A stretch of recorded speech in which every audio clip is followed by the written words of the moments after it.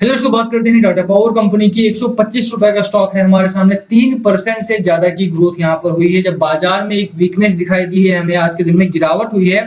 On the contrary आप देखेंगे तो टाटा पावर में एक अच्छा उछाल आया है, एक अच्छा हाई लगाया है। वॉल्यूम बहुत तगड़ा ट्रेड हुआ है। आप देखिए तो 90 मिलियन का वॉल्यूम यहाँ पर ट्रेड हुआ है। 4 दिन स्ट्रेट गिरावट और उसके बाद आज का जो मोमेंटम रहा है बहुत गजब का रहा है।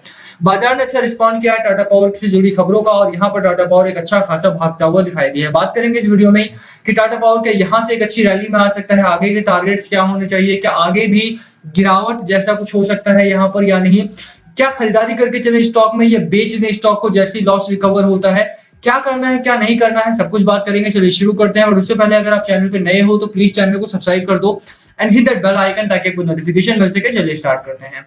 बात करें टाटा पावर की तो देखो कई बड़ी खबरें हमारे सामने हैं यहाँ पर। टाटा पावर में आज 16 जून है, कल 17 जून है। 155% का डिविडेंड भी आपको कल के दिन में शायद मिल जाना चाहिए। कल की डेट उन्होंने बताई थी, बट हाँ एक दो दिन आगे पीछे हो सकता है बैंक में ट्रांसफर होने में। बट 155% का डिविडेंड भी टाटा पावर ने दिया है आपको।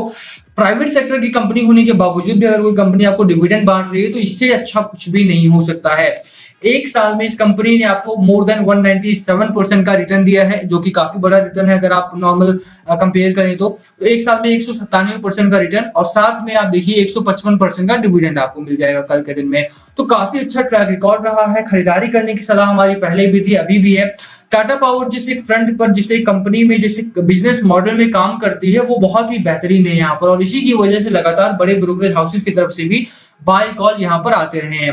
140 का टारगेट था, 160 का टारगेट था, 184 का टारगेट था। 3 बड़े ब्रोकरेज हाउसेस की रिपोर्ट हमने आपको दिखाई थी और तीनों में बड़ी टारगेट्स यहाँ पर आए थे। कोई भी ब्रोकरेज हाउस हो, चाहे आप सीएलएसए की बात करें, चाहे आप मोतीलाल ओसवाल की बात करें, चाहे एलकेपी सिक्योरिटीज की बात करें, चाहे आईसीआईसीआई सिक्योरिटीज की बात करें, सभी की रिपोर्ट्स अगर आप पढ़ेंगे तो टाटा पावर के लिए अच्छी बातें ही लिखी होती हैं, अच्छी खबरें लिखी होती हैं। फ्यूचरिस्टिक टेक्नोलॉजी में काम करने वाली कंपनी है और यहाँ पर आपका पैसा बनेगा ही बनेगा। बात करते हैं सबसे पहले आज के चार्ट की। शुरुआत थोड़ी सी डल हुई थी, हमारे सामने 122 की ओपनिंग हुई थी, लगभग वहां से गिरावट हुई, क्योंकि जो नॉर्मल ट्रेंड था हमारा इतने दिनों में, जो नॉर्मल ट्रेंड चल रहा था, लगातार स्टॉक ओपन होता है और गिरावट होती है और बाजार में कहीं ना कहीं प्रेशर देखने को मिल रहा था। वही आज भी फॉलो किया है मार्केट ने। बट उसके बाद एक अच्छी खरीदारी आई है, वॉल्यूम बहुत तगड़ा आया है और उसकी वजह से स्टॉक लगातार तेजी में दिखाई दिया है हमें। 127 का हाई लगाया स्टॉक ने, वहां से थोड़ा सा रिट्रेसमेंट जरूर दिखाया है। 125 के ऊपर की क्लोजिंग आई है जो कि काफी बेहतरीन है। अब देखिए 126 के ऑलमोस्ट 126 के आसपास आकर क्लोजिंग आई है हमारे सामने।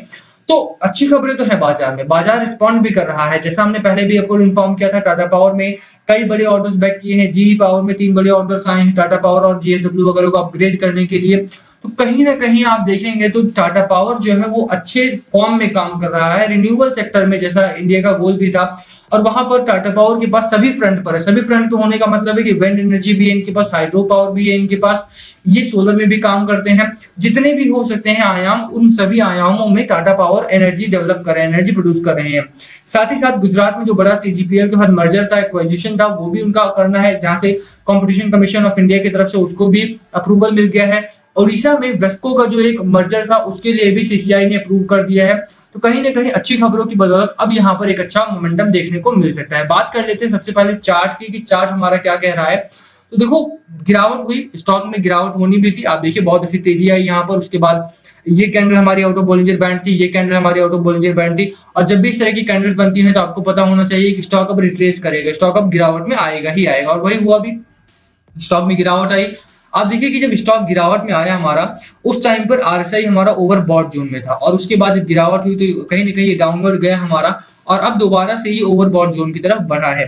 तो थोड़ा सा आपको मैनेज करके चलना पड़ेगा। यहाँ पर या तो न्यूट्रलिटी में रह सकता है हमारा स्टॉक, अगर दोबारा तेजी आती है और 134 तक स्टॉक जाता है हमारा, जो कि जा सकता है, क्योंकि जिस तरह की खबरें हैं, मार्केट का मूड जिस तरह का है, ये स्टॉक वहां तक जा सकता है आसानी से। बट फिर भी खरीदारी करें अगर तो थोड़ा सा आप टाइम फ्रेम लेकर के चलना तो ही बेहतर होगा, क्योंकि यहाँ से कई बार ऐसा होता है एक अच्छी रैली में स्टॉक रहता है तो उसके बाद दोबारा वो रैली कंटिन्यू करने के लिए थोड़ा सा समय लेता है स्टॉक, और वो चीज यहाँ पर हो सकती है। स्टॉक मुझे लगता है कि इस रेंज में कुछ दिनों तक रह सकता है, वो 134 130 के बीच से ले करके और 125 120 के बीच में रह सकता है। यानी कि जो ये रेंज है हमारी, 134 का पहला रेजिस्टेंस है और 120 का सपोर्ट है हमारे सामने, इसके बीच में स्टॉक हमारा कुछ दिनों तक रह सकता है। तो थोड़ा सा आपको मैनेज करके चलना पड़ेगा टाइम फ्रेम। आरएसआई हमारा 70 के आसपास का है। तो ओवरऑल अगर आप खबरों की बात करें, चार्ट पैटर्न की बात करें तो बेहतरीन चार्ट पैटर्न है। 119 का आपको सपोर्ट रखना है अपने पास और 134 का आपको टारगेट रखना है फॉर द शॉर्ट टर्म। ठीक है, स्टॉक हमारा 134 तक जाता हुआ दिखाई दे सकता है। अच्छा स्टॉक है, खरीदारी करने की मेरी सलाह आपको यहाँ पर रहेगी। अच्छा पैसा बनेगा आपका इस स्टॉक में, इसमें कोई दो राय नहीं होनी चाहिए आपको। ठीक है, खरीदारी कीजिए, रखिए स्टॉक को। लॉन्ग टर्म के लिए आना, शॉर्ट टर्म यानी 2 to 3 मंथ्स कम से कम लेकर के आना, इससे कम के लिए ना आओ तो ज्यादा बेहतर है। रीजन बीइंग क्या, देखो खरीदारी तो है स्टॉक में, इसमें कोई दो राय नहीं है। डिलीवरी में देखो कि 15% 10 जून को, उसके बाद 24-25% 11 जून को, उसके 15% एंड देन अगेन 24% 15 जून को। और उसी का नतीजा है कि आज इतनी अच्छी खरीदारी हुई है और आज अच्छी स्टॉक में अच्छा खासा मूव भी हमें देखने को मिला है। तो खरीदारी है, इसमें कोई दो राय नहीं है। बट क्योंकि मार्केट इस समय पर थोड़ा सा डाउन ट्रेंडिंग है, मार्केट थोड़ा सा इंडिसिसिव है, यही एक बड़ा कारण है कि आपको थोड़ा सा टाइम फ्रेम अपने हाथ में लेकर के आना चाहिए। अगर मार्केट में कंसोलिडेशन आता है, कूलिंग ऑफ पीरियड आता है, न्यूट्रल जोन में भी अगर हमारा बाजार जाता है, तो उस कंडीशन में टाटा पावर में थोड़ी सी गिरावट के चांसेस बन जाएंगे। और ऐसे में थोड़ा सा आपको सब्र करना पड़ेगा, पेशेंस रखना पड़ेगा। Market is all about patience. ठीक है, तो थोड़ा सा पेशेंस रखना पड़ेगा। बाकी स्टॉक अच्छा है, खरीदारी की जा सकती है। बाजार के हालात थोड़े से नेगेटिव जरूर है इस समय पर, इंडिसिसिव है, न्यूट्रल है, पर सबको समझ में आने में कि बाजार न्यूट्रल है थोड़ा सा समय लगेगा। आज पैनिक सेलिंग हुई है, आप बाजार में देखेंगे तो, और पैनिक सेलिंग की वजह से काफी स्टॉक्स हमारे गिरावट में हैं जिनमें तेजी की उम्मीद है। थोड़ा सा रुकने का आपको टाइम फ्रेम लेना है।